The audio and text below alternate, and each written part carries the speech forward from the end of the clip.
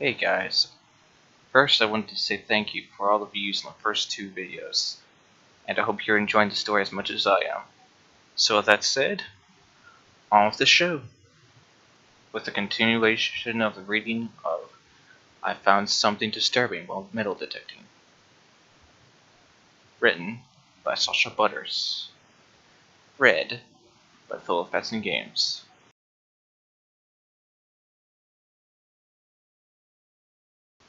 Friday night, well, actually Saturday morning. When I finally came home from McDonald's, I went straight to my room and collapsed on my bed. I was so exhausted I could barely keep my eyes open to drive home. I didn't bother changing out my school clothes from the night before either. My pillow was beckoning me, and in a trance, I lunged. I dreamed I was being chased in a cornfield, begging and pleading with whoever, or whatever was behind me. I could see the stalks moving every time I looked behind me, getting closer and closer with every second I ran.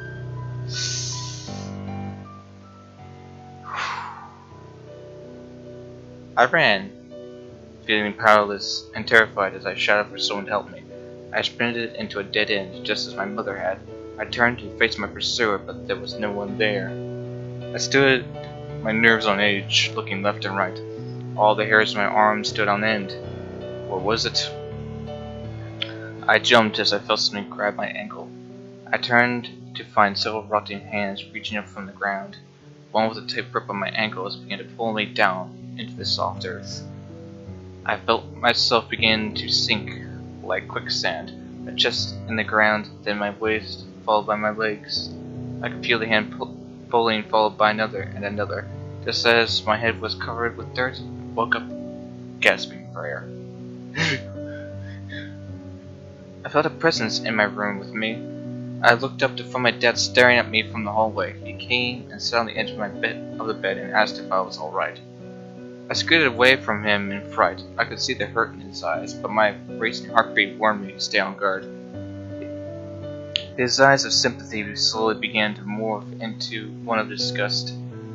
He launched up out of my bed as if a spider had crawled onto him. He looked down at me in annoyance, as if repulsed by the mere sight of me. I furrowed my eyebrows in confusion and motioned to get out of bed. As soon as I moved the blankets, the smell hit me. I had forgotten to change last night. I could feel the moisture surrounding my waist. I looked away from him, no longer able to meet his eyes. He mumbled something that sounded like disgusting and left my room in a huff. I let out a sigh of frustration. He always seen, he always seen, he's always seen my problems as childish, and thinks if he gives me enough negative reinforcement, I'll somehow subconsciously stop doing it, like a yappy dog given a shock collar. It only happens maybe once a week, unless I'm really stressed, like right now. I pulled the blankets back, ready to inspect the damage, and let out a startled gasp.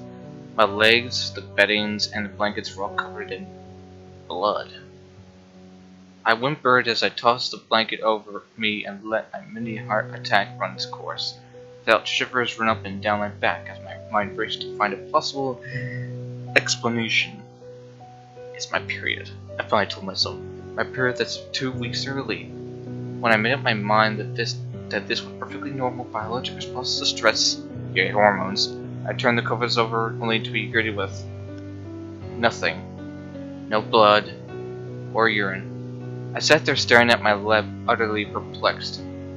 How is this possible? Maybe it was the sleep deprivation, or maybe it was the lighting playing tricks on me by casting a shadow over my legs. But what about the smell and the moisture I felt? I stiffened myself and grimaced. I was covered head to toe in sweat. Great. I peeked under the blankets a third time to make sure I wasn't going to suddenly find myself sitting in a pile of green jello this time.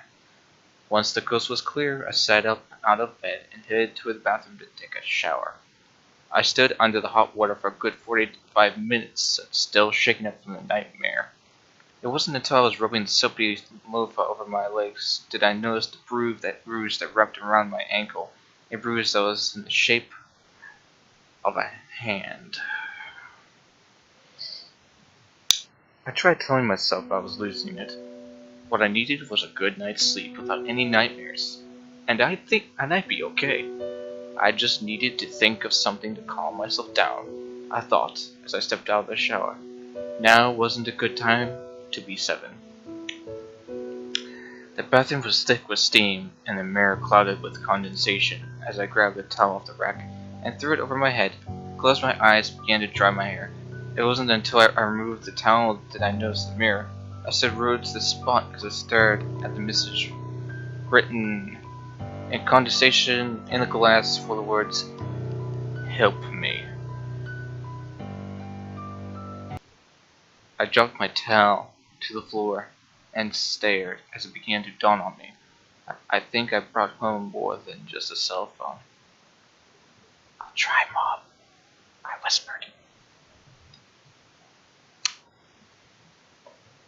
Ugh. I must have left a dozen more voicemails for the detective, none of which were returned. I ended up pacing back and forth in the house most of the day trying to figure out what to do. I'd give him until Monday. He was a homicide detective. He must be pretty busy. Right? I convinced myself my mom caused whatever was going on in the house. I felt more at ease. She wouldn't hurt me. My mom wanted me to solve her death, and I was determined that's what I was going to do. Somehow. Some way, somewhere. A leather-bound book sitting in the hallway caught my attention. I grabbed it and decided to kill time by looking through old photo albums. I noticed right away that most of my mom's pictures were missing. A sure sign of guilt, I thought. I flipped through the pictures reminiscing old Christmases and Thanksgivings. I smirked when I got a picture of me with French braids standing in front of the fireplace mantel. That was the night I accidentally stuck one of my braids in a candle and it caught on fire. Well done, me.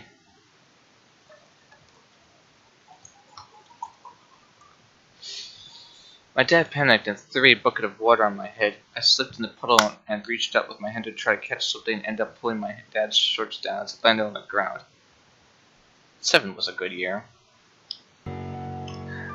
I turned the page and came across a picture of me around the same age, holding up a fish between 2 men. One was my dad, and the other, I couldn't quite place him, but he looked oddly familiar.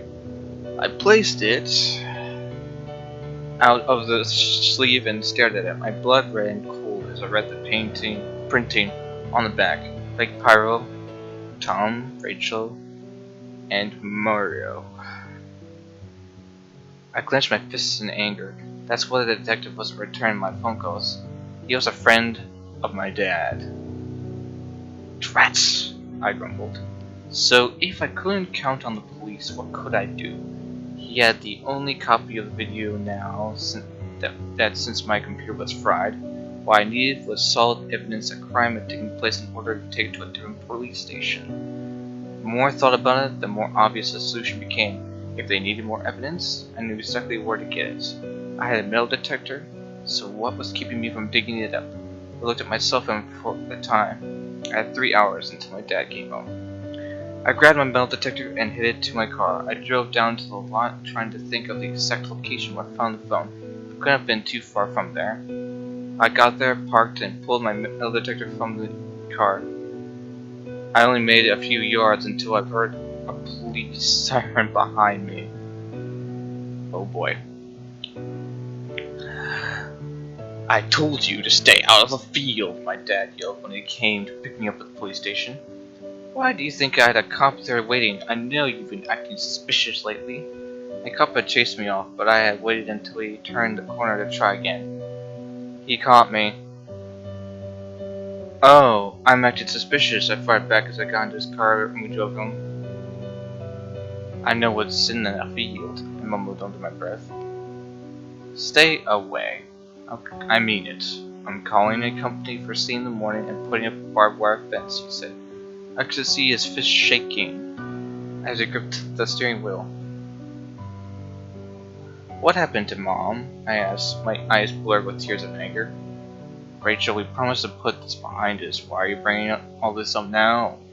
"I just really missed her," I sobbed into my hands.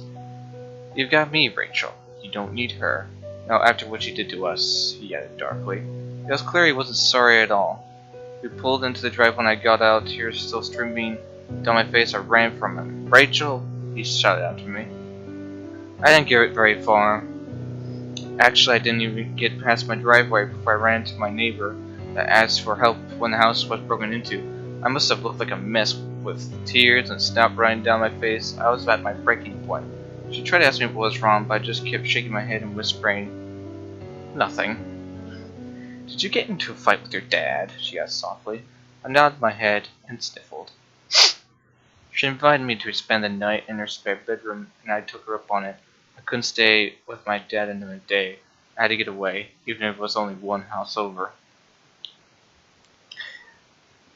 I sat in the living room by myself and tried to pull myself together while she made tea. Her husband was in the living room watching sports on TV.